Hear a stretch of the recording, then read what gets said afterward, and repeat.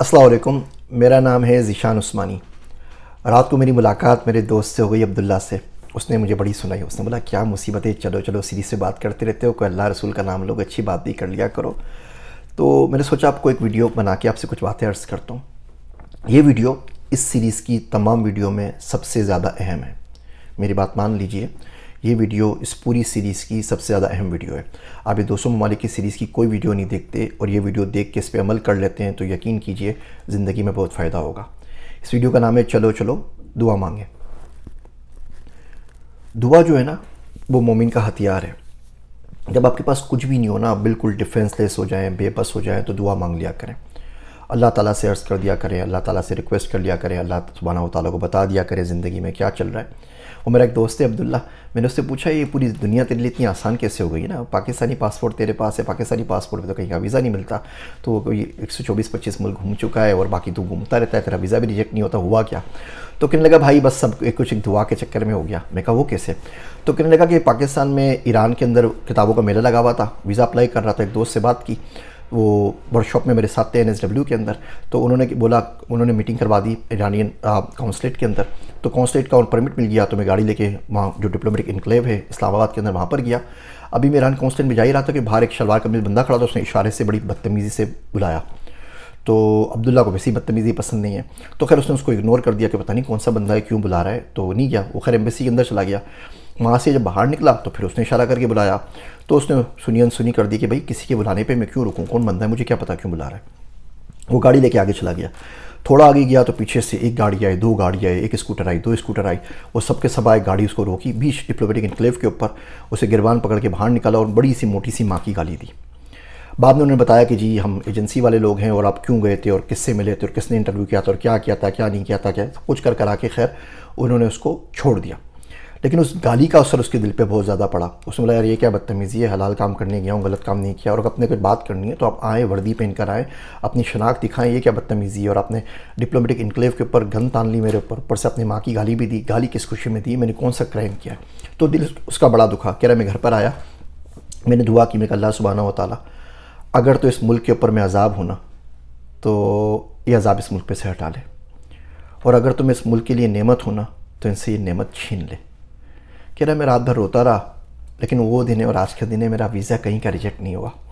تو اللہ سبحانہ و تعالیٰ سے بتا دیں یہ دنیا بڑی ہے چھوٹی ہے، ویزے پاسپورٹ ہی کتنے 150 سال پہلے تو دنیا میں پاسپورٹ ہی نہیں تھا بھیا۔ تو اللہ سبحانہ و تعالیٰ سے دعا کریں، بولے اللہ سائیں زندگی تنگ ہو گئی ہے، بہت مشکل ہو گئی ہے، میں رہ نہیں پاتا، میں کیا کروں، بجلی ملک میں نہیں ہے، پیسے اتنے نہیں ہیں کہ ملک میں رہ سکوں، پیسے اتنے بھی نہیں ہیں کہ ملک سے باہر جا سکوں، مجھے کچھ سمجھ میں نہیں آتا، تو نے زندگی دیے، تو نے بھیجا ہے، تجھ سے مجھے اچھے کی امید ہے۔ اللہ میں ہم نے سب سے سنا ہے کہ تو بخش دیتا ہے، اللہ سائیں میں نے سب سے سنا ہے کہ تو دے دیتا ہے، اللہ سائیں بالکل میں لاچار اور بے بس ہوں۔ وہ کبھی کبھی دیکھتے نا ویڈیوز کے اندر اللہ سبحانہ و تعالیٰ کہ ایک سانپ چڑیا کے بچوں پہ اٹیک کر رہا ہوتا ہے، بالکل بے بس سے وہ چونچ کھولے اس کو دیکھ رہے ہوتے ہیں، بیکاز نہ تو اڑ سکتے ہیں، نہ اس کو مار سکتے ہیں، نہ کچھ کر سکتے ہیں۔ اور جو چڑیوں کی جو ماں ہوتی ہے نا، وہ چھوٹی سی سانپ سے لڑ جاتی ہے، وہ جان سے جاتی ہے لیکن پوری کوشش کرتی رہتی ہے۔ اللہ سائیں میری اس وقت حالات ملک کے حالات کے سامنے میری اپنی جو حیثیت ہے ان چڑیوں کے بچے کی طرح ہے، اور ملک کے جو حالات ہیں وہ اس اژدھے یا سانپ کی طرح ہیں جو مجھے نگلنا چاہ رہے ہیں۔ تو ماؤں سے بھی زیادہ پیار کرتا ہے اور تجھے تو کوئی ہرا بھی نہیں سکتا، تیرے لیے کیا مشکل ہے، تو دنیا کو میرے لیے کھول دے، کوئی زمین کوئی جگہ مجھے دے دے۔ اللہ سائیں میں نے سنا ہے کہ ایک عام مومن کو بھی اتنی بڑی جنت ملے گی جو اس پوری دنیا سے بڑی ہوگی۔ اللہ سائیں اتنی بڑی دنیا میں کیا تیرے پاس میرے لیے کوئی جگہ نہیں ہے؟ کیا تیرے پاس میرے لیے کوئی رزق نہیں ہے؟ کیا تیرے پاس میرے لیے کچھ نہیں ہے کہ میں آگے جا کے کہیں پہ کام کر سکوں، کہ آگے جا کے عزت سے 2 وقت کی روٹی خود کھا سکوں، بیوی بچوں کو کھلا سکوں، جہاں پہ مجھے مر جانے کی ٹینشن نہ ہو، مار دیے جانے کی ٹینشن نہ ہو، جہاں مجھے یہ ٹینشن نہ ہو کہ بجلی نہیں آئے گی، جہاں یہ ٹینشن نہ ہو کہ پسینے میں بھیگتا رہوں گا، یا ٹینشن نہ ہو کہ جاب چلی جائے گی، یا یہ ٹینشن نہ ہو کہ کام ہی نہیں ملے گا اور بچے اور میں بھوک سے مر جائیں گے۔ اللہ سے اتنی وسیع دنیا ہے، آپ اتنے بڑے ہیں، چھوٹا سا کام کر دیجئے نا، آرام سے۔ کوئی گناہ ہوتے ہیں، دیکھیے آپ کے اوپر کوئی مشکل وقت آیا نا، تو یہاں تو گناہوں کی سزا مل رہی ہے، یہاں آزمائش ہے، تو اللہ کے سامنے جا کے سرنڈر کر دینا، 2 رکعت نماز پڑھ لیں، دعا کریں، نیت کریں اے اللہ میں سوری، سمپلی سیدھی سی بات، میرے اللہ میں سوری۔ اب جا کے نماز پڑھیں پھر ناک رگڑ دیجئے سجدے کے اندر نا، سجدہ کر کے بعد واپس سجدے میں نماز پڑھ کے سلام پھیر کے ناک رگڑ دی، اللہ میں دیکھ ناک رگڑ دی، آ کے تیرے پاس بالکل ڈیفینس لیس سچویشن کے اندر ہوں، کوئی پیچھے سے مارے تو نظر نہیں آ رہا، کوئی آگے سے مارا تو نظر نہیں آ رہا، کوئی گردن پہ پاؤں رکھ دے تو مارا جاؤں، کوئی سائڈ سے مار دے تو مر جاؤں، بالکل کچھ نہیں کر سکتا۔ اس وقت میری اپنی حالت بھی اللہ سے یہی ہے، بالکل ڈیفینس لیس ہوں، آپ چاہیں تو مار دیجئے، آپ چاہیں تو بچا لیجئے، اور مجھے آپ سے اچھے کی امید ہے۔ تو اللہ کے پاس جا کے روتے، یقین کریں کہیں نہ کہیں سے دنیا میں ویزا اڑتا ہوا آپ تک خود بخود پہنچ جائے گا، آپ کہیں باہر نکل جائیں گے، اور نہیں بھی نکلیں گے نا، مر جائیں گے نا، تو بھی جا کے بول تو سکتے ہیں اللہ سے اتنا مجبور کمزور بنا دیا گیا تھا کہ کہیں نہیں نکل سکتا۔ اب سورہ نساء میں پڑھیں قرآن شریف کی آیت فیما کنتم، کہ جب بندہ مر رہا ہو نا، ابھی پروسیس میں بھی مر رہا ہے، ناخرے میں جان اٹکی ہوئی ہے، فرشتہ کے پوچھیں گے کس حال میں رہو، بندہ بولے گا میں تو زمین میں بہت کمزور بنا دیا گیا تھا، زمین تو زرداری کی تھی، نواز شریف کی تھی، کسی اور کی تھی، تو فرشتے ماریں گے غور سے، بولیں گے اللہ کی زمین وسیع نہیں تھی، باہر نکل جاتے۔ اللہ نے کتنی دفعہ قرآن میں بلایا باہر نکلو، گھومو پھرو، اللہ کی دنیا دیکھو، اللہ آپ نے تو کہا ہے کہ میرا فضل تلاش کرو، تو نکلوں گا تو فضل تلاش کروں گا نا، ویزا ہی نہیں ملے گا تو فضل کہاں سے تلاش کروں گا، باہر ہی نہیں جاؤں گا تو رزق کہاں سے کماؤں گا، تیری دنیا دیکھوں گا کیسے، تیری دنیا دیکھوں گا تو جنت میں آ کے اپریشیٹ کر سکتا ہوں نا، جنت میں شہد کی نہریں ہوں گی اور دودھ کی ہوں گی اور پانی کی ہوں گی، اللہ میں سمپل سی کوئی اچھے سے پانی کی نا نہر یہاں بھی دے دیں مجھے، اس کے پاس میں آرام سے سکون سے رہتا رہوں، زندگی آسان ہو جائے۔ تو رچ کے دعا مانگے، جو پرابلم آئے نا اس پہ دعا مانگ لیں، اللہ میاں